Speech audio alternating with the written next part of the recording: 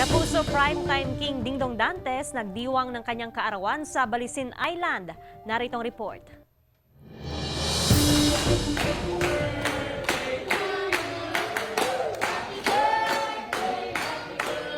Espesyal ang naging selebrasyon ng kaarawan ni Kapuso Primetime King Dingdong Dantes na ginanap sa Balisin Island. Kasama ang buong family, hindi maitago ang ngiti at saya ni Dingdong sa kanyang kaarawan. With hugs and kisses from Ate Zia and Ziggy.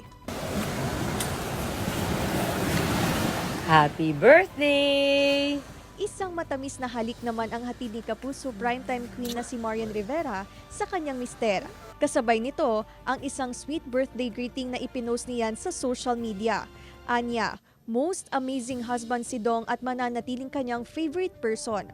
Ipinakita rin ni Marian ang kanyang beach body look sa Balisin Island. Pinatunayan niyan na isa siyang hot mama dahil sa kanyang abs. Kamakailan, tinaguri ang GMA Thanksgiving Gala Couple of the Night sina Kapuso Primetime Couple, Dingdong Dantes at Marian Rivera. Labis ang pasasalamat ng dalawa sa Kapuso Network.